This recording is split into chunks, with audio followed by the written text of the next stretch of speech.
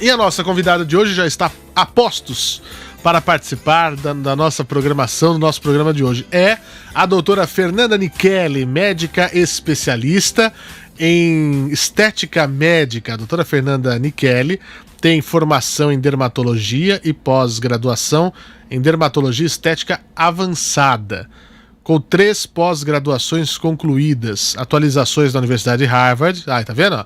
Alguém aqui se formou em Harvard? Selbook, não? Zé? Não? Bruno? Eu menos. Até que enfim alguém de nível aqui nesse programa, né? E também, não é só Harvard, Universidade de Michigan. Alguém aqui se formou em Michigan? Ninguém, né? Então, a doutora Fernanda sim. E ela, eu não sei nem se eu consigo dizer isso aqui, mas eu vou tentar. Faz parte da International Society of Dermatology, of European Academy of Dermatology and Venereology. Que em português significa o quê, doutora Fernanda?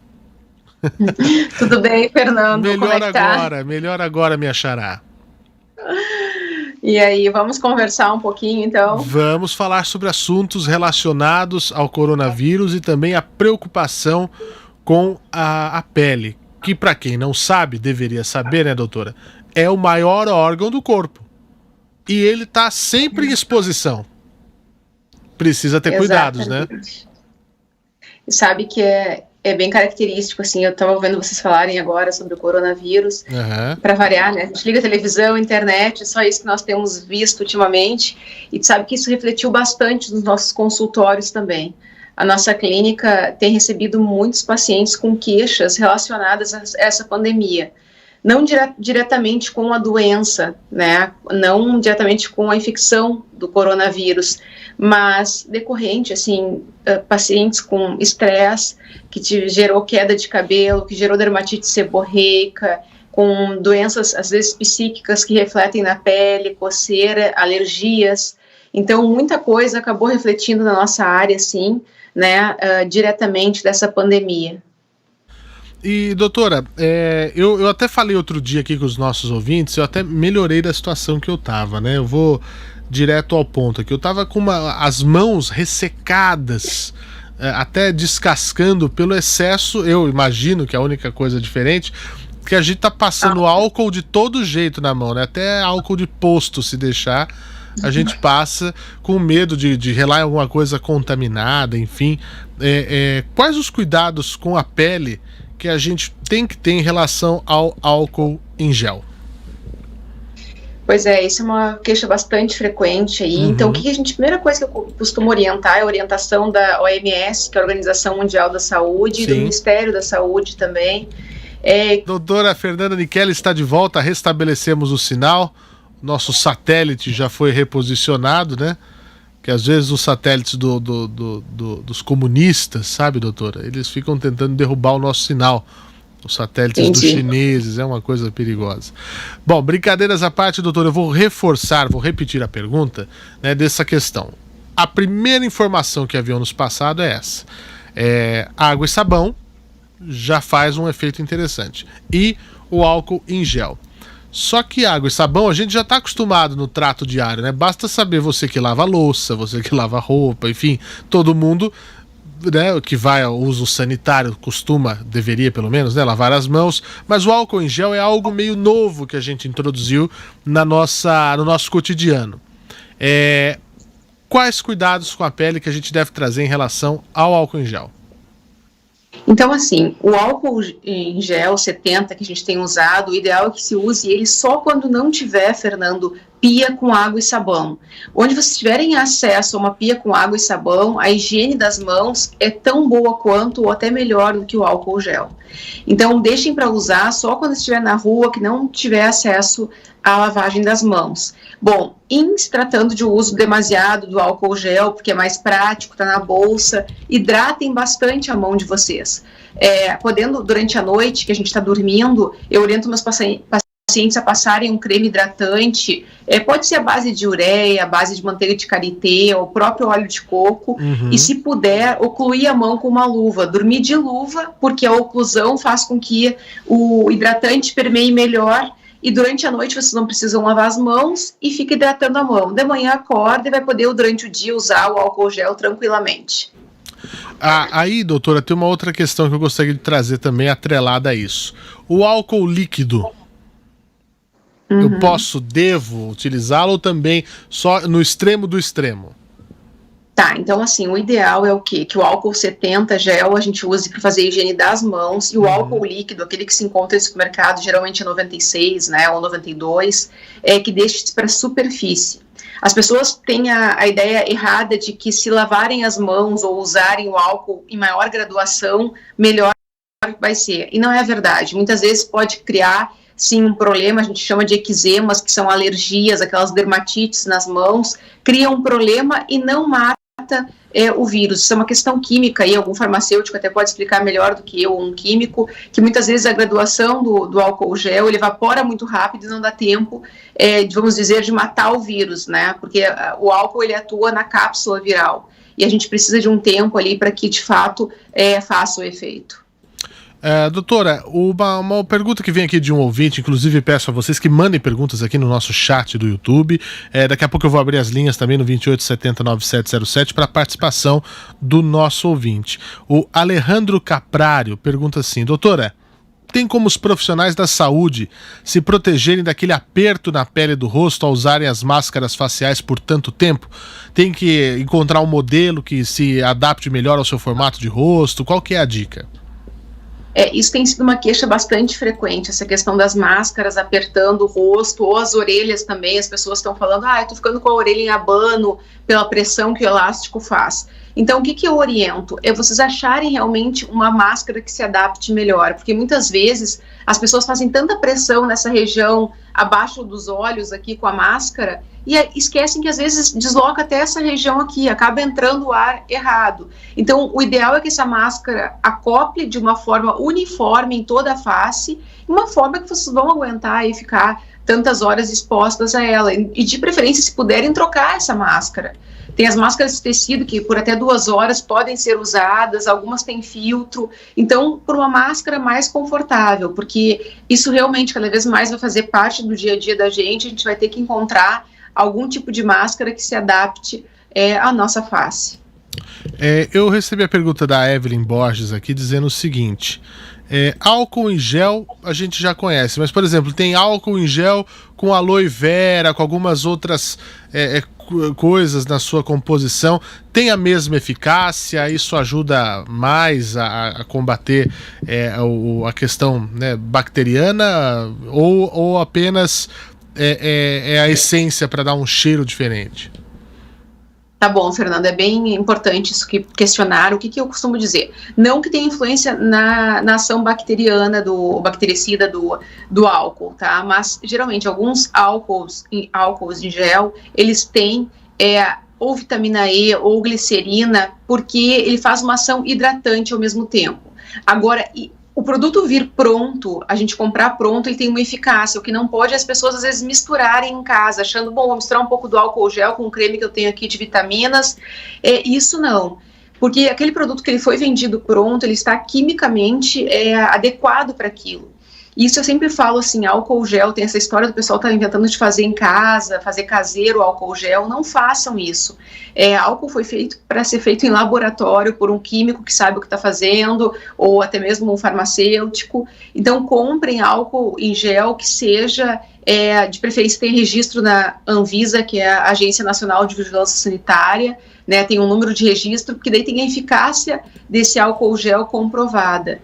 E vale a pena, sim, se quiserem comprar com algum ativo mais hidratante, não tem problema, vai ajudar. Então é mais por essa questão da hidratação mesmo, né? Exatamente, hidratação, ele não agrega em nada na questão bactericida ou, enfim, bacteriostática que o ativo vai ter. Muito bem. Outra pergunta que chega aqui é do Newton Garcia: por que a gente deve usar o álcool 70 ao invés do álcool total, né? O tempo de evaporação dos 70 é o correto para matar os micro-organismos? Então, é isso que é uma explicação, que na verdade eu até procurei uma ajuda de uma farmacêutica, né, para me explicar isso também, porque eu sabia que algumas pessoas estavam usando, e eu fiquei pensando também que é a lógica, né, por que um 92, 96 graus não é melhor?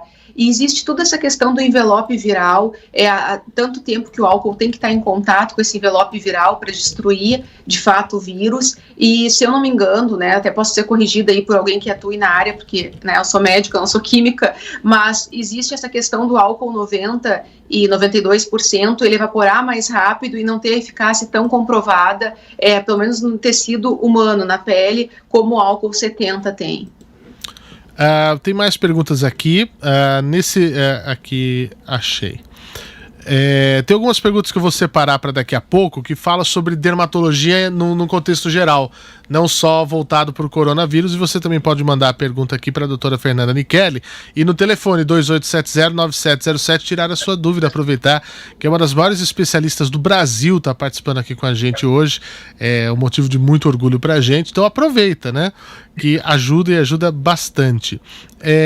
Essa questão que a gente fala, doutora, de evitar contato com as pessoas nesse período de coronavírus, né? Então a gente sabe que as gotículas, né, do espirro, da tosse, enfim, quando atinge outra pessoa, podem infectá-la. Mas o coronavírus, ele se aloja na pele, né? Quando há um contato com outra pessoa, eu posso contaminá-las? Como é que funciona a pele? Ela segura o vírus e pode repassar? Sim, a pele também pode transmitir, por isso que a gente pede tanto que não haja esse contato entre as pessoas, que se eu posso apertar tua mão, aquela história que o pessoal brincava, agora todo mundo se cumprimentando com o cotovelo, enfim, é porque sim, onde tiver uma superfície de contato, aumenta a tua chance de transmissão do vírus. Então, essa questão do isolamento social, das pessoas não ficarem tão próximas. Eu brinco na minha clínica em Porto Alegre, a gente costuma sempre abraçar os pacientes, eu tenho esse costume, assim, de bem brasileira, de abraço todo mundo, beijo todo mundo. Aí, essa época, a gente não faz mais isso, a gente até orienta, é uma regra que agora vingou na clínica, a gente tem o mínimo de aproximação necessária, porque realmente essa questão do contato facilita a transmissão do vírus, é uma coisa que a gente tem que aprender a conviver com isso. Eu digo assim, tem tanta coisa que a gente tem ouvido a respeito do coronavírus, né, que deixa todo mundo um pouco atordoado, é tanta verdade sem verdade, né, então eu fico até meio assim para dar esse tipo de informação, mas o que eu passo de informação são coisas seguras que eu ouço do Ministério da Saúde, enfim, de órgãos que existe uma hierarquia, a gente tem que respeitar ela, independente da nossa opinião, então a gente tem que entender isso, e eu acredito que sim, essa seja a melhor maneira, que nós não tenhamos contato, tanto as pessoas próximas, para evitar que haja essa disseminação como está havendo desse vírus. O Marco Aurélio Gavioli pergunta assim, doutora, fale sobre usar luvas, né? Tem essa eficácia também comprovada, as luvas? Tem período para descarte, como as máscaras?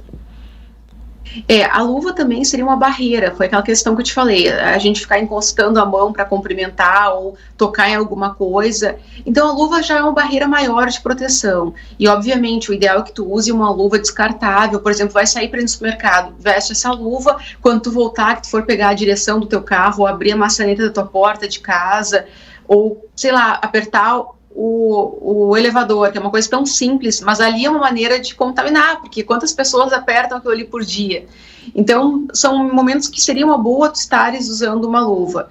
E sim, deveria descartar ela, provavelmente seja plástica, né? Quando terminou ali o passeio que tu deu, enfim, ou o supermercado que tu foste, tem que trocar, sim. Cada um na sua área, né? Por exemplo, nós profissionais de saúde trocamos a todo momento luva, nossa, vai uma caixa de luva por dia, assim, mas eu acho que as pessoas que usam esse tipo de luva tem que usar só para ir no supermercado, para quando vai sair de casa. Dentro de casa, a princípio, não tem necessidade se vocês higienizarem a casa de uma forma correta, né? Aí pode mais uma dica, se tu quiser, que é a questão da água sanitária, né? Para limpar a casa, segundo o Ministério da Saúde, uma dose de água sanitária para 9 doses de água. E aí tu consegue higienizar o chão, tudo, e manter limpo. Doutora, também recebi aqui a pergunta da Eliane Santos, de Buenos Aires, né, brasileira que mora em Buenos Aires, na Argentina. Gostaria que a doutora falasse um pouco sobre como surgem as lesões nas pontas dos dedos dos pés dos pacientes com coronavírus. Está tendo casos desse? Não, o que está acontecendo, assim, até para responder a tua ouvinte, até a Sociedade Brasileira de Dermatologia se posicionou sobre isso, na Europa também se posicionaram, porque algumas lesões foram vistas em pacientes que tinham coronavírus. Não existe até agora comprovado em estudo científico nada na dermatologia que seja uma lesão característica de coronavírus.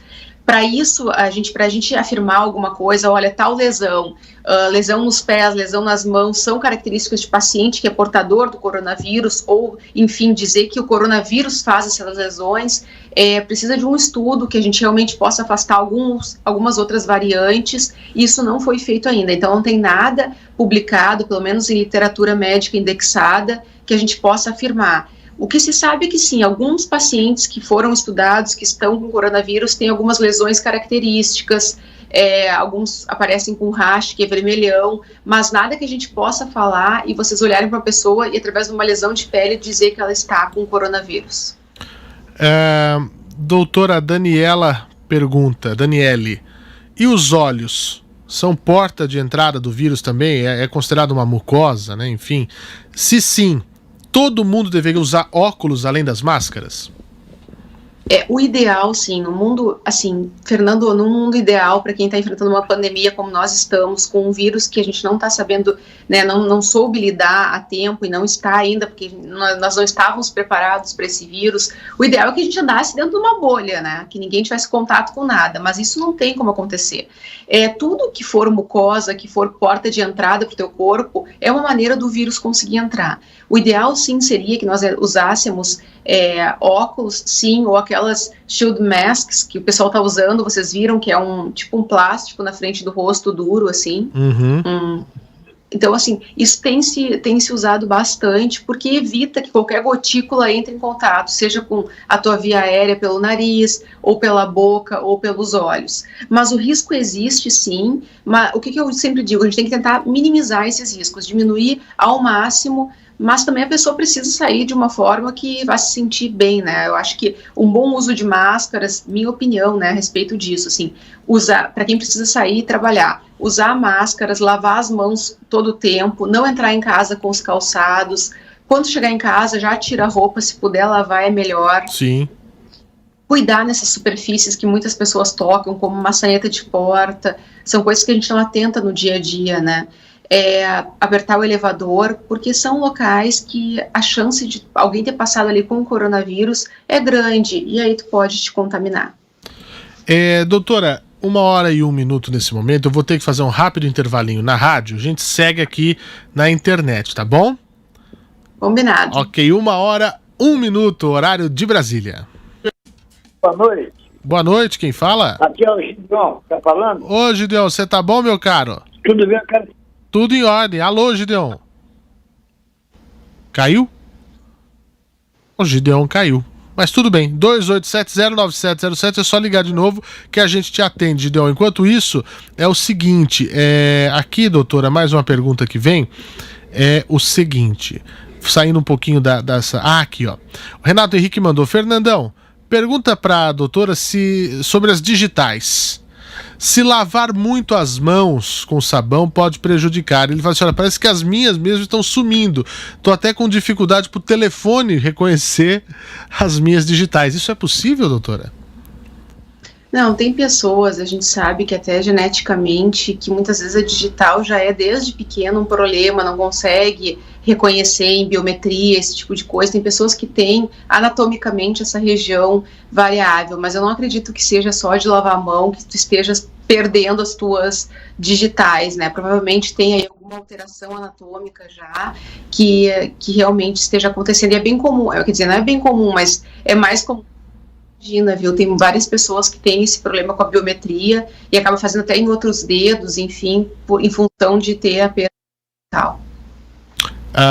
Que mais aqui? Agora também, se o pessoal quiser mandar perguntas, né? O clima mudou, estamos falando sobre o frio, tá chegando aí o inverno, fiquem à vontade. Newton Garcia diz assim, Fernando, peça para a doutora falar sobre o risco que tapetes e carpetes trazem, estão em todos os estabelecimentos. Farmácias, padarias, supermercados, são o habitat ideal para o vírus. Isso ajuda mesmo também, doutora? O que acontece? Isso é bastante controverso, tá? Eu já vi algumas entidades se manifestando a favor e outras dizendo que fizeram estudos e disseram que não teria como o vírus sobreviver num tapete por mais tempo. Então a gente fica realmente muito como saber sem responder esse tipo de pergunta, que eu particularmente respondo perguntas assim baseado em literatura médica, né? E a gente não tem isso ainda, não tem tempo de estudo suficiente. O que eu diria que o ideal é, se tu tiveres tapete em casa, e tem criança, e tem cachorro, enfim, anda com calçado em casa, ou daqui a pouco alguém entrou em casa com calçado, o ideal é tirar, até a gente realmente saber se esse tapete tem como manter o vírus vivo ali. Eu acho que não vale a pena a gente arriscar. Foi o que eu falei, é um vírus muito novo, tem muita especulação hoje do que é verdade, é a pandemia das verdades transitórias, eu brinco, porque o que é verdade hoje, amanhã já não é, alguém vem e diz, tu vê pessoas sérias e pessoas estudiosas falando coisas contraditórias, então assusta um pouco a gente. Eu acho que nesse momento nós temos que pensar o que é melhor e se pudermos dentro de casa tirar, eu acho mais viável. O José Oscar pergunta se o vírus entra por ferimentos. Pode entrar, o vírus, se ele estiver disponível, tanto na tua pele, ele pode entrar pela tua boca, pelo teu olho, pelo teu nariz e por algum ferimento, sim. Então, o ideal é que, claro, principalmente se tiver com ferimento, tiver algum ambiente que vá fazer um curativo, coisa assim, o ideal é que qualquer ambiente que nós médicos vamos trabalhar, que seja mais asséptico, a gente sempre deixa limpo para tudo, né? Ainda mais agora, em tempos de coronavírus, mais do que nunca, qualquer ferimento, o ideal é que esteja, assim, fechado. A Rosimeire traz uma questão aqui interessante. Fale sobre a queda de cabelos, por favor. Ela tem alguma relação com o confinamento? Será que isso pode estar ligado ao estresse, doutora? Da mudança de rotina, dessa situação que todos nós não sabemos o dia de amanhã, enfim? Essa é uma queixa muito comum, assim, no consultório, principalmente agora, bastante. Caramba. Sabe que as pacientes estão bem desesperadas, e o que acontece? Existe, um problema chamado eflúvio telógeno.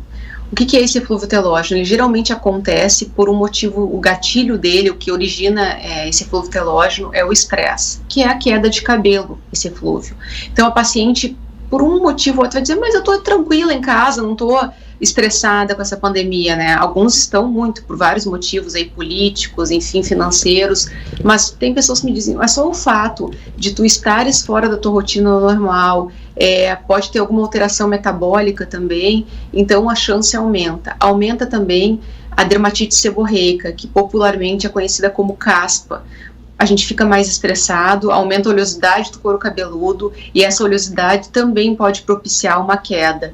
Então, tudo isso é muito comum nessa época de pandemia, de estresse. As pessoas têm que tentar manter a sua rotina, se estão acostumadas a fazer exercício, mesmo que seja dentro de casa, que façam exercício, que se alimentem da forma mais que estão acostumadas, né, possível, para que a gente possa evitar vamos dizer assim, tantos problemas pós-pandemia que a gente já está enfrentando, na verdade.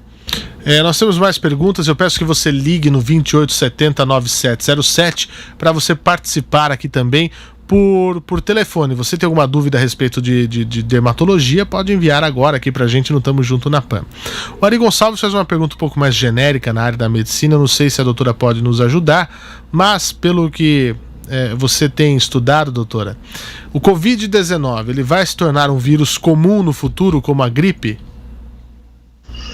Eu espero isso, sinceramente, mais do que saber responder, assim, é a minha esperança, que sim, que a gente consiga. O problema que está assustando muito é que é uma coisa muito nova, né? A gente não consegue, para desenvolver uma vacina leva um tempo, para a gente saber como lidar com esse vírus leva um tempo, então eu espero que sim, e eu acredito que ele vai ter que se tornar um vírus comum, porque me parece que ele veio de uma forma muito, surpreendeu todo mundo, e agora a gente está se adaptando, né, tentando se adaptar a ele, mas eu acredito que sim, acho que muitas pessoas vão ficar, inclusive, imunes, né, entre aspas, a esse vírus, e a gente vai ter que aprender a conviver com ele. Enquanto isso não acontece, vamos lá com o que a gente pode, tentando combater ele. Muito bom. Temos ouvinte para participar conosco ao vivo aqui. Alô? Alô? Quem fala? Gessé. Oi, Gessé, você tá bom? Tô indo, caminhando. Estamos caminhando. Você fala de onde, meu caro? Eu falo de Santo André. Aqui na Grande São Paulo. Isso. Hoje você manda a tua dúvida, a doutora Fernanda tá na linha. Eu queria saber da doutora, eu tenho uma dúvida, porque há mais ou menos uns 15 anos atrás, quando eu tinha 19 anos, eu fui para Londres. E assim, né, já tá acostumado com a temperatura do Brasil, tudo certinho.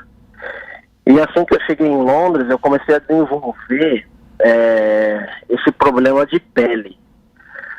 Eu não tinha nenhum problema de dermatite, nada, e eu até, depois que eu fui para Londres e voltei para o Brasil, pelo menos umas 5, 6 vezes por ano, esse problema aparece para mim. Entendeu? Aí eu queria saber da doutora se tem alguma coisa a ver, ou realmente o que seria isso? Tá, assim, uma coisa que eu costumo dizer da minha área, que é bem complicado a gente conseguir dar um diagnóstico à distância, sabe? Eu brinco assim, que o cardiologista ele tem estetoscópio para ouvir o coração. Nós, dermatologistas, temos os nossos olhos ou dermatoscópio. Então, a gente precisa analisar esse paciente, assim, eu entendo tudo que tu tá me falando, a questão de ter viajado para Londres, que eu posso te dizer que pode ter mudado, é porque o clima é totalmente diferente. O clima londrino para o Brasil é diferente. A água em Londres é diferente. Quando a gente viaja, a gente sente que a pele fica diferente, que o cabelo fica diferente. Mas assim, lesão de pele, a gente tem que investigar para ver o que é. Tu tá me relatando que foi um episódio que tu passou há 15 anos atrás e que até hoje tu sofre com ele, quando tu já estás no Brasil. Então tem que ver se não houve alguma outra doença. Doença de pele pode ser muita coisa. Pode ser alguma doença autoimune, pode ser só uma dermatite, uma alergia, pode. Mas pode ser uma doença autoimune, uma psoríase, um lúpus, um líquen. Tem que ver o tipo de lesão que ele tem, examinar isso, se preciso for, pedir exames complementares para que a gente possa fechar um diagnóstico e aí poder ajudar esse paciente. Talvez tenha sido sim a só questão de tu mudar de país, mudar de clima, mudar de água. Agora, eu acredito que mereça uma investigação um pouco mais, vamos dizer assim, mais a fundo do que está acontecendo contigo, porque tão recorrente e há 15 anos é uma questão de tu procurar ajuda sim, tá? Muito bom. Esclareceu, Gessé? Inclusive, eu queria falar para a doutora que eu tenho 2 hematomas na perna, que eu faço uso de uma pomada chamada furoato de mometazona e também tomo uma medicação chamada Lectus, que é um antialérgico. Mas é uma coisa que vai e volta, vai e volta. Eu não sei se também tem a ver com o tipo do meu trabalho, que eu tenho um restaurante, então isso acaba agravando o estresse, o emocional. Mas assim, é um hematoma que eu tenho na perna que, sim, ele desaparece, depois de um tempo ele volta e não tem uma solução para minha situação. Primeira coisa que eu tenho para te dizer, se eu posso te ajudar sem estar te vendo, né, é que tu estás usando uma pomada de corticoide. Mometazona é um corticoide e ele não deve ter esse uso indiscriminado, tá? Primeiro lugar, não se usa, se realmente é só um hematoma que tu tens na pele, não se usa corticoide em cima de hematoma. O corticoide é um anti-inflamatório, esteroide, mas não para hematoma. E outra coisa, o uso contínuo desse corticoide pode causar problemas, até estria de pele, então a gente não, e alguns outros problemas, tá? Não se deve usar cronicamente. O Alectus é sim um antihistamínico, um antialérgico, mas também deve ser administrado com uma orientação por um período de tempo curto. A gente vê como tem medicação que fica ao alcance de todo mundo, como é perigoso, na verdade, essa automedicação. Às vezes uma pomadinha que parece tão inofensiva, né, Fernando, pode causar problemas sérios, sim, assim. Então, o que eu posso dizer pro teu ouvinte, para ajudar ele, primeira coisa, assim, eu não usaria mais esse corticoide sem um médico te ver, tá? E o Alectus também, tenha um pouco de parcimônia, porque o antihistamínico não é para ser usado dessa forma sempre, né? Eu acho que valeria a pena aí com esses dois medicações que tu tem e com esse problema que tu tá me relatando, que realmente tente passar com um médico, ou então não passe mais essa pomada até que tu possa ver um médico. Desculpa. Não, eu ia perguntar se tá tudo ok, se ajudou aí, Gessé. Tem alguma dúvida? Ajudou, tirou bastante as dúvidas e a gente vai procurar novamente o especialista para tentar nos ajudar nessa situação, né? Bacana. Valeu, meu amigo. Obrigado, Fernando. Um abraço. Abraço. Um abraço. Tchau, Você tchau. continua ligando aqui no 2870-9707 para você participar aqui ao vivo da nossa programação. O Thiago Daniel pelo chat, doutora, diz aqui: quanto tempo o vírus sobrevive na pele? Por exemplo, eu coloco a mão no local que está infectado. Não sei, né? Não tem como descobrir de outra maneira. Quanto tempo o vírus dura na pele humana? Isso é uma coisa também que tem muita contradição, tá? As pessoas não conseguiram afirmar um tempo que possa ter certeza que esse vírus foi eliminado ou não da pele.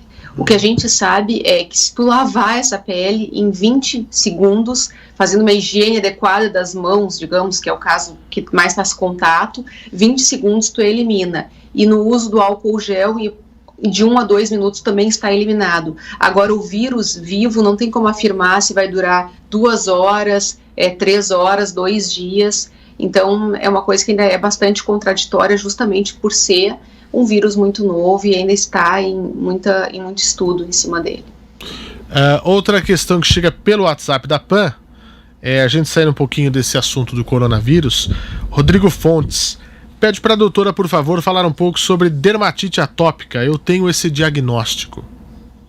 Tá. Bom, dermatite atópica também é bastante comum, tá? Nessa época do ano, no inverno, se exacerba. É uma pele, para quem não conhece, fica bastante seca. Alguns pacientes, muito criança, tem dermatite atópica, cria como se fosse umas placas, assim, uma região avermelhada em região de dobras. Pode acontecer e o paciente cursa com eczema, com coceira. O paciente relata isso, tem muita coceira no corpo.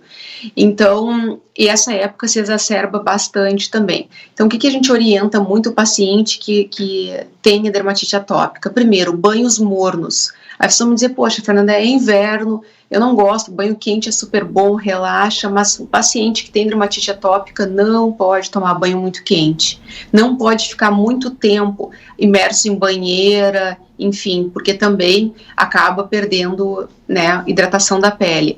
E uma coisa muito importante, que esse paciente use hidratante, e não é o hidratante aquele cheirosinho bonito que a gente compra, é hidratante formador de barreira, é aquele hidratante que geralmente não tem cheiro, ele é mais pegajoso, mas ele consegue hidratar mais o corpo, tá? E o ideal é que se passe esse hidratante, aí uma dica, nos primeiros 15 minutos depois que saiu do banho, que é quando a tua pele tem uma absorção maior.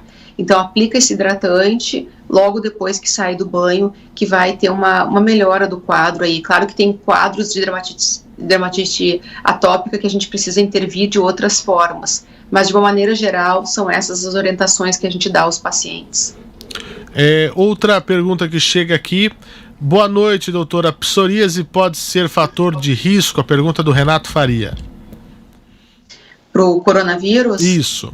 A psoríase, na verdade, é uma doença autoimune que ela também cursa, como eu falei, com algumas placas no corpo. Algumas pessoas já devem ter visto umas placas meio prateadas, assim, parece que umas escamas de peixe, que algumas pessoas apresentam no cotovelo, outras no joelho, outras no couro cabeludo, outras na unha. Então são vários tipos diferentes de psoríase, mas a psoríase ela pode abrir, conforme o estágio que ela está da doença, algumas lesões na pele. E sim, a gente volta naquele básico que eu tinha dito: qualquer lesão na tua pele é uma maneira de transmissão também. Então não é porque o paciente tem psoríase ou tem uma doença de pele que ele vai pegar o coronavírus. Não, mas ele também tem que se cuidar muito, porque se ele não tem uma solução, essa pele não está íntegra, é muito ruim, e qualquer coisa que ele encostar, obviamente ele pode ficar mais suscetível a pegar.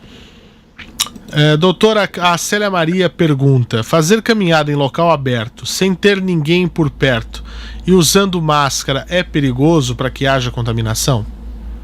Então, essa história do exercício com máscara aí, ou sem máscara e tal, também é uma confusão, né? Eu já vi infectologista dizer uma coisa, daí outro infectologista diz outra, que ficam perguntando a questão de tu fazer caminhadas com máscara ou sem máscara, porque tem duas coisas aí. Eu entendi os dois lados quando eu fui ouvir esses colegas falando. Obviamente, nós todos, quando estamos em algum local que tenha outras pessoas, devemos estar protegidos com a máscara.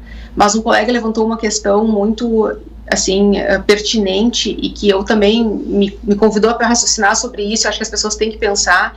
A máscara, ela tem um prazo de validade. Se tu umedecer essa máscara, ela já perde a validade dela, tanto que a gente pede que o paciente, ou enfim, as pessoas troquem essa máscara a cada 2 horas. No exercício físico, tu está correndo, obviamente a troca gasosa é maior, tu sua e essa máscara vai umedecer. Então, teoricamente, ela perde um pouco o efeito dela. Então, como é que a gente consegue orientar as pessoas? Essa é uma dúvida que eu tenho. Eu, Fernanda, hoje, quando eu faço exercício físico, tenho ido com máscara por ser orientação na rua, procuro ir a locais que não tenham outras pessoas malhando. Se puder caminhar numa praça que às 7 da manhã não tenha gente, vai nesse horário para tu não ter contato com outras pessoas. Agora, essa questão também é uma pergunta que eu tenho, e como eu já vi pessoas de respeito no meio científico se manifestarem de formas diferentes, porque eu dou razão para os dois. Obviamente a gente tem que estar com a máscara, mas essa questão da máscara perder a validade dela, vamos colocar assim, quando está umedecida, também me preocupa. Então, infelizmente, não posso ajudar ela assim com um veredito, porque é uma dúvida que eu tenho e é uma dúvida que eu vejo que no meio médico e no científico as pessoas também têm. O Michel Silva pergunta: o pernilongo, ele pode transmitir o vírus, né, o coronavírus, pelo fato de ele estar carregado com o sangue do ser humano contaminado? Olha, essa pergunta tu me pegou, realmente não tenho conhecimento para te responder. Eu nem sei se ele consegue lá, tá com um vírus no sangue, pegar o sangue e passar para outra pessoa. Realmente essa pergunta para mim é bem capciosa, eu não sei te responder, prefiro não responder se o pernilongo pode te trazer o coronavírus. Certo. Tem mais participação. Você participa pelo telefone 28709707, ao vivo também pelo nosso WhatsApp, mandando a sua pergunta para 931170620. Você entra aqui conosco para participar. A Cris Oliveira, ela vem, doutora, com uma pergunta mais também geral da área da dermatologia. Fernando, pergunte à doutora se quem tem, eu vou ler aqui, doutora, saber se eu pronunciei corretamente, alopecia areata. Certo? Por mais de 20 anos, se essa pessoa pode ser curada. Eu não sei o que é, aposto que muita gente não sabe. Eu gostaria que, além de responder, a senhora pudesse, senhora, né? Olha eu chamando a doutora de senhora. Você, Fernanda, pudesse, por gentileza, explicar o que é a alopecia areata. Tá, a alopecia areata, eu vou explicar de uma forma bastante leiga para que os seus ouvintes entendam. É um tipo de calvície, de perda de cabelo que a gente tem no couro cabeludo de uma região só. Não sei se vocês já viram ou na internet ou algum amigo que tenha uma região como se fosse um círculozinho pelado, assim, no meio do cabelo. Do nada tem uma região que não... Às vezes tem pessoas que têm mais regiões com essas lesões, mas pode ser uma lesão única, assim, que não nasce cabelo, como se fosse uma clareira no meio da cabeça, tá? Isso é alopecia areata. É uma doença autoimune também. Tem alguns agravantes e algumas coisas que podem desencadear ela. A gente sempre faz uma bateria de exames para ver se esse paciente não tem algum distúrbio metabólico. E o que a gente sabe? Que tem como reverter, sim, respondendo a pergunta da tua ouvinte. A gente consegue tratar o paciente, consegue fazer com que reverta essa reversão do quadro de dar sede, conseguir fazer com que aquela região crie novamente ali o pelo e consiga ficar normalizada. Não quer dizer que tu não vai ter novamente uma nova lesão de alopecia areata. Pode acontecer e pode acontecer de não acontecer isso também. Então, o ideal é que a gente possa investigar, mas hoje em dia tem várias terapias, né, várias opções terapêuticas para que a gente possa tratar e ajudar esse paciente com alopecia areata a reverter o quadro. Mas acho que mais importante que isso até é tu procurar pesquisar o que pode ter desencadeado essa alopecia areata, se foi um estresse, se foi uma alteração metabólica, tireoide ou coisa assim, ou se daqui a pouco isso já é genético. Tem vários componentes aí que vale a pena tu investigar para muitas vezes tratar a doença de base ou a causa, para depois tratar a alopecia areata, ou concomitante, né? Sim. 28709707 é o telefone para participar. Alô? Alô? Quem fala? É o Ayrton. Oi, Ayrton, você tá bom? Tô bem, graças a Deus. Que bom, você fala de onde? De Macapá. Macapá, capital do Amapá. Isso, é Jovem Pan? É a Jovem Pan, estamos ao vivo. Eu quero falar a respeito do medicamento que eu chamo remédio do presidente, hidroxicloroquina ou cloroquina, né? Uhum. Eu quero lhe falar com respeito à experiência que eu já tive com esse medicamento. Certo. Muita gente fala, mas eles nunca tomaram, não sabe qual é o efeito dela. Eu já sei muito bem que eu fiz o uso dela por 6 meses. Você fez pra quê? Pra malária? Isso, tratamento de malária, para malária. Certo. Deixa eu explicar no começo para ficar mais fácil você entender. Todo mundo entender. Faz exatamente 35 anos que eu estava no garimpo aqui do Baixo Amazonas. Uhum. Peguei malária. Aí meus amigos me trouxeram para o hospital aqui do Monte Dourado, hospital do CEP. Eu já não andava mais, a malária estava muito fraca. Quando eu chego no hospital, o médico estava sentado na porta do hospital, lá não tinha quase ninguém para atender, ele estava sentado.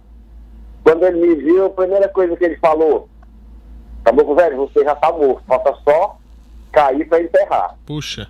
Mas eu vou ver o que eu faço com você." Aí mandou subir, levou lá para a enfermaria, fez a prescrição do medicamento, eu não sabia o que era, que eu não entendi, nem entendo nada de medicamento. Aí a enfermeira veio 3 comprimidos de, eu não sei se é cloroquina ou se é hidroxicloroquina. Não sei explicar qual era dos 2. 3 comprimidos da primeira vez, tá? Quando eu tomei o comprimido, já começou a cabeça a rodar, já estava quase morto mesmo. Aí não consegui ficar acordado, só fiquei deitado na cama e dormi. Eu acordei, já estava cheio de soro já no braço e tal.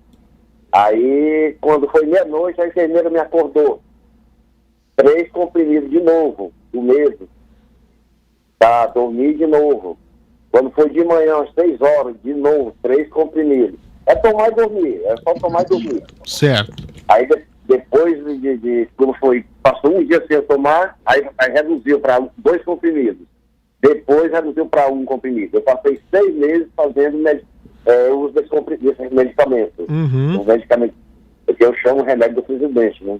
Ele indica tudo isso. Mas esse problema de dizer que ele fez mal ao coração, que ele fez mal para isso ou para aquilo, não. Ele me curou da malária. Não estou puxando o saco do presidente, que eu sou anti-Bolsonaro. Tá. Mas ele não me fez nenhum mal ao coração, nada. Simplesmente ele me curou da malária. Ok. Agora se ele serve para essa epidemia, essa pandemia, isso eu não sei. Mas eu sei que para malária ele me curou bem. Tá aqui o relato de alguém que quase morreu, né, literalmente, aí da doença, e traz pra gente essa informação. Obrigado, viu, Ayrton? Nada, eu vejo todo mundo falar cloroquina, mas nunca fez o uso, não sabe o que me diz faz mal, diz não faz. Não, pra mim fez o bem, pra mim ele me curou da malária. Sem dúvida, sem dúvida. Valeu, meu caro. Um bom trabalho pra você. Valeu, um abraço. Muito bem, estamos aqui com a doutora Fernanda Nichelli, dermatologista, trazendo pra gente aqui vários assuntos a respeito da questão tanto do coronavírus e a pele, como também outras questões relacionadas à dermatologia. O Alex Santos, doutora Fernanda, pergunta assim: nesse frio, a pele do rosto arde bastante. Pergunte para a doutora o que fazer para que isso não aconteça. Provavelmente, claro que a baixa temperatura, ela sensibiliza mais a pele, mas esse deve ser um paciente que tem a pele já mais sensível para estar reagindo com o frio. Então, o ideal é o quê? Isso se ele não for um paciente que, fora a pele sensível, ainda possa ter o que a gente chama de rosácea, que é uma doença crônica, que é que deixa a pessoa vermelha, sabe? Aquelas pessoas que entram no frio ou no calor ou bebe alguma coisa, troca de temperatura, bebe alguma coisa, come alguma coisa apimentada, ficam vermelhas, assim, sobe um vermelhão no rosto. Então isso também deixa a pele um pouco mais sensível, e essas pessoas sofrem com frio. Então eu não sei, obviamente, se é o caso do ouvinte, que ele tenha a rosácea ou tem a pele mais sensível. O ideal é hidratar. Pacientes que têm rosácea, a gente tem tratamento específico, muitos fazem uso de antibiótico, seja tópico, seja via oral, mas existe tratamento sim, e tem como melhorar essa questão da pele estar ficando mais sensível ao frio, para que fique um pouco mais resistente, enfim. Muito bem. Só para explicar para o pessoal, a gente tem um intervalo da 1h30, mas a gente está fora, né, da rede, vai soltar aqui no... Vamos fazer normal, né? O pessoal está falando que nós estamos com algum probleminha de transmissão pela rede, nós estamos restabelecendo, nossa engenharia já está aqui atuando. 1h31 da manhã, a gente vai restabelecer o sinal. Para quem está comigo aqui na linha, segura um minutinho, doutora, também é mais um break, 2 minutinhos, a gente volta já. Muito bem, 1h31, nós continuamos aqui ao vivo pela internet, né, com as milhares de pessoas que estão nos assistindo agora pelo YouTube, pelo Facebook, pelo Twitter e pela Panflix. Doutora, eu já vou pegar uma ligação aqui que tem mais gente para falar, mas o Newton Garcia perguntou assim: Fernando, pergunte o que ela acha da terapia de rejuvenescimento com GH. O que é isso? Tá, vamos lá. Esse é o famoso hormônio do crescimento. Ah, é verdade. Fernando, em primeiro lugar, assim, eu não sou endocrinologista, não sou nutróloga, não tenho formação para falar sobre hormônios, tá? Mas eu acredito assim, se o teu ouvinte está perguntando porque ele ouviu falar sobre isso, o ideal é que para qualquer terapia hormonal se procure um médico habilitado nisso, atualizado nessa área, que realmente vai te explicar os prós e os contras. Toda terapia hormonal pode ser muito benéfica, sim, mas não são todos os pacientes que podem se beneficiar dela, e existem riscos também, que eu acho que é o mais importante, o paciente saber quais são os riscos que ele está submetido quando ele faz uma terapia hormonal. E não é simplesmente usar o GH, existe uma dose que pode ser usada, que eu nem sei qual é, porque eu não trabalho com isso, mas que médicos competentíssimos na área, que lidam com hormonioterapia, podem ajudar e explicar. E, acima de tudo, assim, perguntar quais são os riscos aos quais tu está se submetendo quando se faz uma terapia hormonal, tanto com GH, com qualquer outro tipo de hormônio. E isso vale para as mulheres também que fazem terapia hormonal. Muito bem. Doutora, tem muitas outras perguntas chegando. A gente... a gente vai voltar aqui para a rede juntos, né, a partir de agora, e aí eu trago todas essas participações também para quem está conosco aqui na linha. Tamo junto na Pan.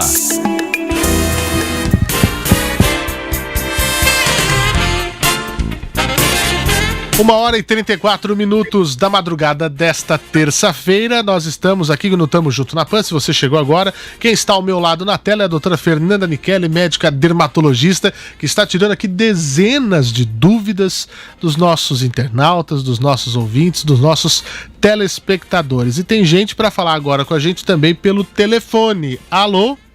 Alô? Quem fala? É Antônio, São Paulo. Ô, Antônio, você tá bem? Tudo bem. Que legal. Antônio, manda ver aí. Então, eu queria que você perguntasse para a doutora. A minha esposa, ela é massagista, né? Uhum. E ela usa um hidratante tradicional. Sim. Para fazer massagem. E o que está ocorrendo, ela está tendo uma alergia na mão. Será que é esse hidratante que ela usa em excesso? Porque ela faz várias massagens, ela tem carteira de cliente. Sim. O hidratante em excesso dá alergia na mão? Eu queria ter essa dúvida. E aí, doutora? O que eu acho, assim, não deve ser o hidratante que está dando, o componente hidratante da fórmula que está dando alergia a ela. O que eu vejo é que muitas massoterapeutas, enfim, massagistas que lidam com cremes, tem ativos nesses cremes que são mais fortes, muitas vezes para tentar ativar a circulação, né, da cliente dela, no fim.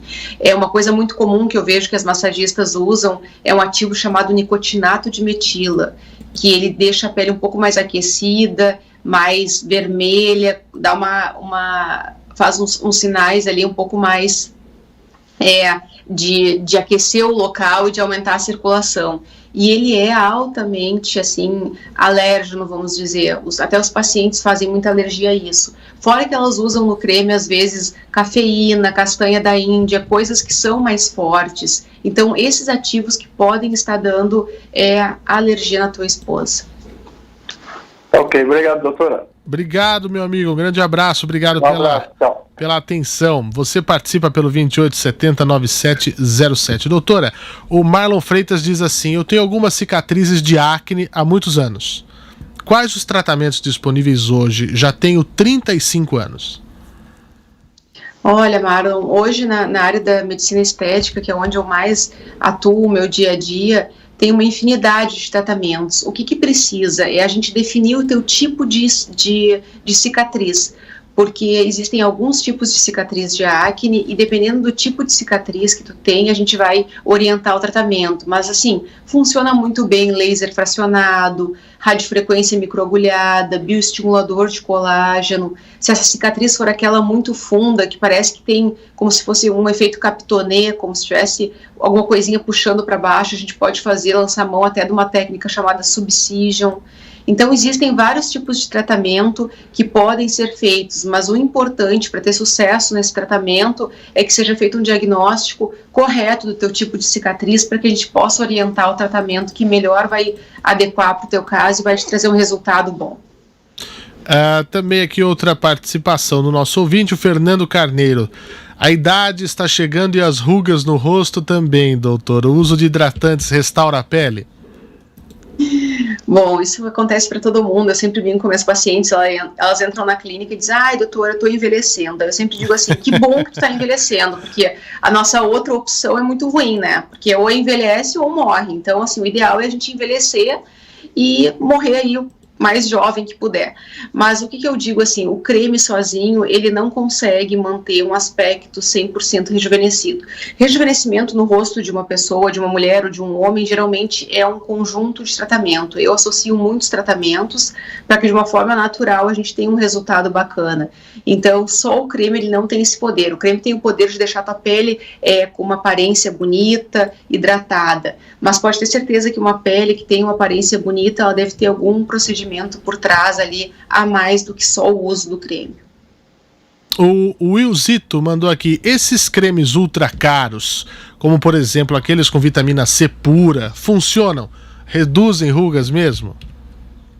Tá, então assim, olha, eu sempre digo, essa história de creme caro não quer dizer, não é chancela para dizer que ele é eficaz, tá? Tem muito creme caro que não tem eficácia comprovada, assim como tem a pomada da farmácia, que muitas vezes lá é derivado de um ácido retinóico, uma coisa assim, e ela tem uma eficácia muito boa, porque tem estudo científico que embasa aquilo ali. Então, o creme caro não chancela nada para dizer que vai tirar a ruga ou não. Eu acho que o que chancela realmente, né, a veracidade de um tratamento e a chance do sucesso de um tratamento é um carimbo médico por trás da tua receita, porque ele vai te dar ali, né, ou deveria, através de estudos científicos, ativos que realmente vão atuar na tua pele e vão te ajudar na questão do rejuvenescimento. A Maria Elizabeth Freitas, por favor, falar um pouco de micose em unhas. Quais os tipos de tratamento para curar? Essa é uma coisa que afeta muita gente, é um negócio chato, né, doutora? É verdade, assim, e é um negócio chato, usando a tua palavra, agora a tua frase, para tratar também. Meus termos não são nada clínicos. Mas eu peguei a onda agora contigo aqui, vamos lá.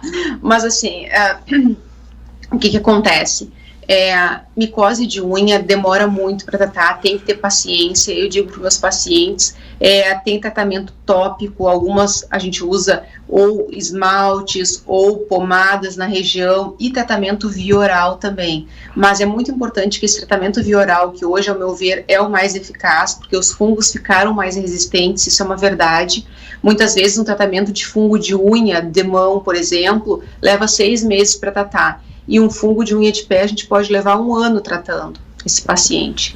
Então, assim, a gente faz tratamento via oral, mas é importante, muito importante, que esse tratamento via oral seja com acompanhamento médico, porque a gente tem que fazer exame de sangue para ver como é que está o fígado, porque o metabolismo dessas medicações é hepático, a excreção é pelo fígado, para vocês entenderem. Então, a gente precisa fazer exames de sangue para poder administrar uma medicação correta que, de fato, vá matar o fungo. E uma outra coisa, assim, que é muito comum, o paciente acha que às vezes quando está fazendo tratamento e sumiu da unha, aparentemente tu olha para a unha do pé e parece que sumiu o fungo. A gente ainda leva mais alguns meses de tratamento. Aí o médico Aí o médico tem que ser muito incisivo, o paciente diz, não, eu tô curado, não quero mais fazer tratamento, que sumiu. Só que a gente tem que lembrar que tem que tratar lá a matriz unguial, tudo, e orientar esse paciente que ainda estenda um pouco mais esse tratamento depois que aparentemente já está curado. Doutor, o Heraldo Júnior pergunta, tenho 22 anos, tive catapora forte, depois de uns 60 dias ainda tenho manchas escuras pelo corpo. O que eu posso fazer? Bom, qualquer problema que a gente tem na pele, não qualquer, mas assim, uma catapora, ou uma espinha que tu esprema, ou uma queimadura às vezes que tu faça, ou arranhou, machucou, e fica aquele vermelhão por algum tempo, muitas vezes a gente encontra nessas manchas vermelhas ou acastanhadas que a gente chama de hipercromia pós-inflamatória, que é uma reação que tu teve depois de uma lesão local ali, uma inflamação local. Muitas vezes essa hipercromia ela consegue se resolver sozinha, outras vezes não, a gente tem que atuar e tem que cuidar um pouco, porque catapora muitas vezes não deixa só mancha, ela pode deixar uma cicatriz também, então o ideal também é que seja avaliado isso, mas existe, em alguns casos de hipercromia pós-inflamatória, há uma resolução até espontânea do quadro. Aqui uma outra pergunta, o Luiz Edson Damas mandou, eu não sei se é relativo à dermatologia mesmo, mas enfim, ele diz que talvez com otorrino, né? Mas ele diz que tem uma coceira muito forte em um ouvido só em um não produz cera. Isso seria uma coisa mais dermatológica ou para a área da otorrino mesmo, doutora?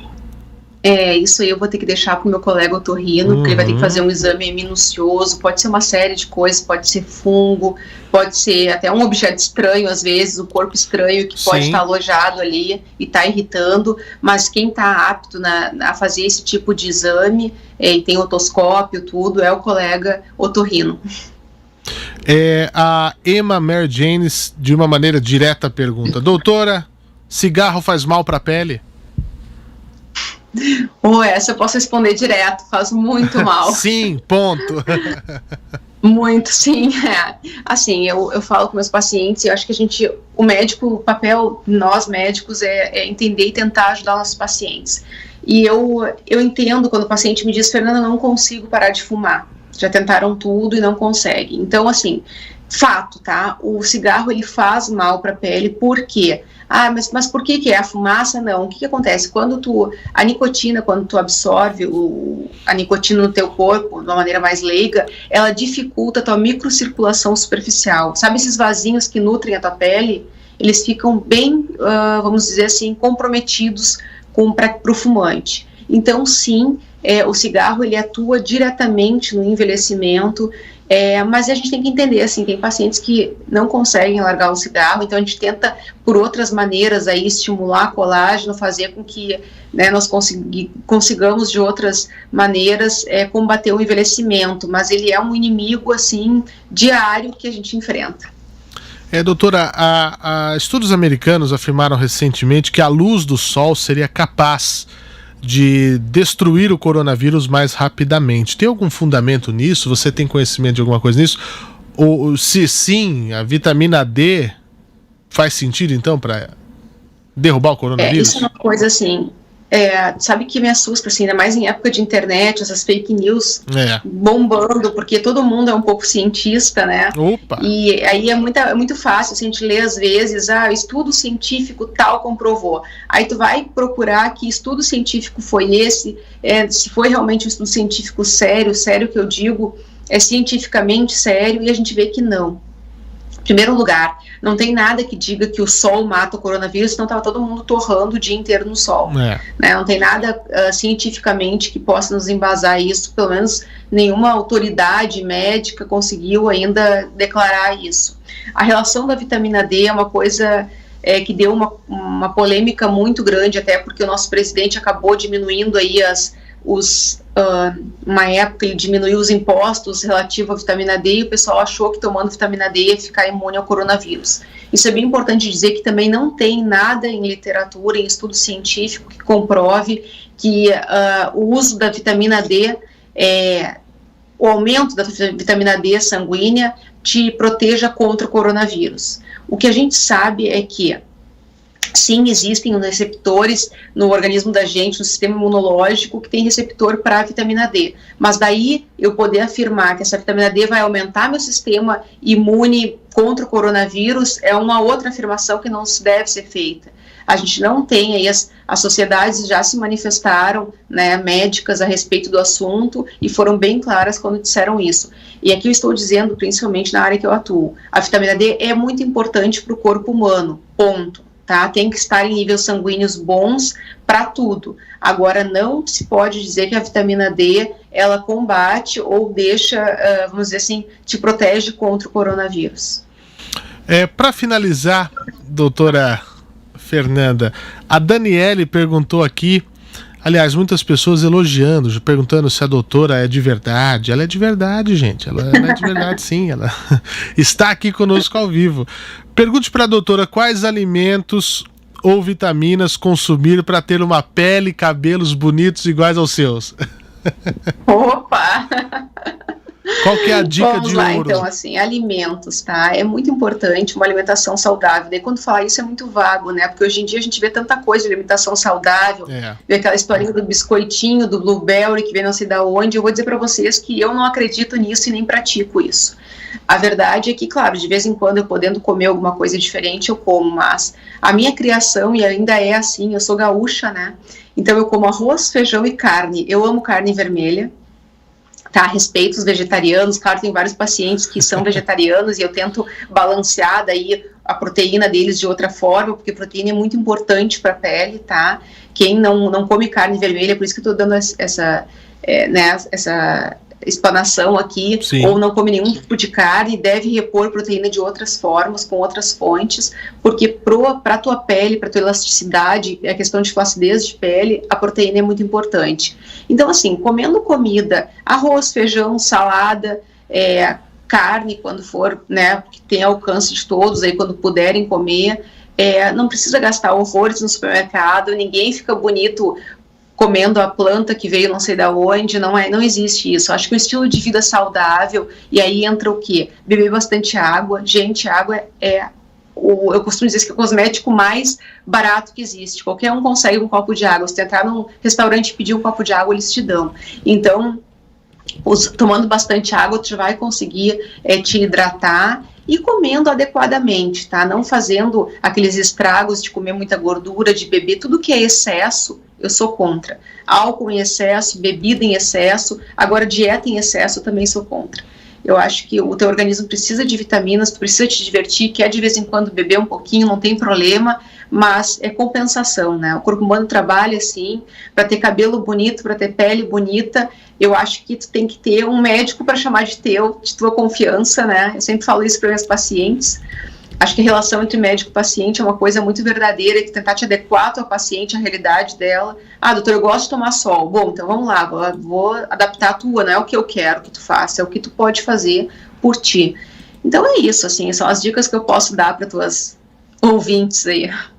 Muito bem, doutora. Quando fala da água, de fato, a água é fundamental, né? No latim, né? Aqua fons vitae, água é fonte de vida. Né, fonte de vida, isso aí. Renova células, ajuda, né, nesse processo celular que é a base da base da base do corpo humano, e isso realmente é muito importante.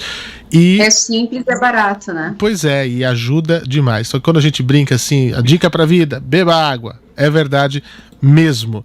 Doutora, muito obrigado. Só uma última dúvida, tem uma ouvinte nossa que participou aqui, falou que as pessoas tomam sol errado, que tem que tomar o sol do meio-dia, que esse sol de manhã não é bom, nem do final da tarde, só tem que passar óleo de coco no corpo, bloqueador solar, como é que é? O bloqueador, né? Bronzeador é um termo errado, né?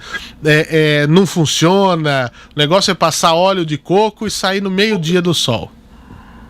Gente do céu, isso é uma pegadinha, né? Pra não dormir hoje à noite, é isso? Então, pois é, eu adoraria que fosse, mas a gente já ouviu isso aqui. Então isso não existe, né? Tá, então vamos lá, assim, olha, isso é sério agora que a gente vai falar mesmo, porque tem pessoas que afirmam isso. Eu acho que até uma iatrogenia da minha parte dizer que eu acho um total absurdo isso. Uma pessoa que se expõe, o nosso país hoje, tem uma incidência de câncer de pele altíssimo, mata e mata muito no país. Então, nós expomos os nossos, né, pacientes ou as pessoas no sol, sem proteção solar, tu estás condenando aquela pessoa a muito provavelmente ter um câncer de pele e talvez morrer daquilo. Então não é uma coisa que se deva fazer em hipótese nenhuma. Eu gosto de tomar um solzinho. Bom, tu gosta de tomar um sol, tu vai usar então um filtro solar, um bom chapéu, uma roupa com proteção. Agora, tu ires para o sol, tu tem que estar assumindo que tu está indo em direção a um câncer de pele, tá enxergando ele ali na frente, tá caminhando em direção a ele. E mata mesmo. Acho que as pessoas têm que ter essa consciência. É uma coisa muito séria, a gente brinca sobre muita coisa, eu oriento muito beleza, a gente fala, a pessoa não quer tomar sol porque não quer ficar com ruga, mas antes que isso, né, tem que pensar no câncer de pele. Eu sou médica, né, antes de qualquer coisa, gente. Então eu não posso deixar de orientar vocês quanto a isso, tá? E não existe essa história de que tem que tomar sol do meio-dia com óleo de coco, tu vai conseguir no máximo um câncer de pele, no mínimo até, um câncer de pele, uma pele envelhecida, problemas até nos olhos, ficar no sol do meio-dia lá, exposta dessa forma, eu acho que é uma coisa totalmente sem necessidade. Então, muito cuidado com essas orientações, ao meu ver, assim, desculpa até a palavra, mas meio malucas que a gente vê na internet, que pessoas, muitas vezes, sem um estudo devido, acreditam nas suas crenças e querem que as pessoas entendam aquilo ali. Eu sempre oriento, assim, que procure médicos de confiança e que, de fato, as tuas ideias vão de encontro com esse médico. Eu jamais vou dizer para um paciente meu ficar torrando no sol do meio-dia com óleo de coco no corpo, porque isso aí é a mesma coisa que está condenando o meu paciente à morte, né? Pois é, sem dúvida. A gente tem que prestar muita atenção de onde nós pegamos as informações, gente. Isso eu digo e repito. Doutora Fernanda, tem algum contato de Instagram, onde a pessoa pode acompanhar o seu trabalho, para conhecer melhor? Sim, meu Instagram é @DRA, que é a abreviatura de doutora, Fernanda Nichelli. Nichelli se escreve Nichelle, né? Com N de navio. E 2 L's. E por ali... Oi? E 2 L's. E 2 L's. Por ali eu tenho contato com várias pessoas. Se alguém ficou com alguma dúvida, pode me escrever sempre que eu possa. Eu mesma entro ali, respondo a todo mundo aí que ficou com alguma dúvida. Eu vou ter o maior prazer de ajudar os teus ouvintes. Vocês querem ter uma ideia? Acabei de seguir a doutora aqui, mais de 50 mil inscritos, seguidores, seguido por, já apareceu de primeira aqui, Adriane Galisteu. Pensando o quê? A doutora sabe o que está falando, sabe como cuidar das pessoas, e é muito importante isso. Doutora, muito obrigado. Eu estendi o tempo aqui porque as perguntas não pararam de chegar e não param de chegar, né? Espero que volte quando quiser. E a minha última pergunta: é Grêmio ou é Inter? Grêmio, Deus do livre, se eu falo que eu sou Inter, meu pai me deserda. Fizeram essa pergunta, Grêmio, eu tinha que Grêmio. fazer. Maravilha. Grêmio e um steak assado no capricho. Isso, uma hora vocês venham aqui para Porto Alegre, que são meus convidados, tá bom? Muito bem, obrigado, doutora. Um abraço, boa noite para todos vocês. Até. Vamos para o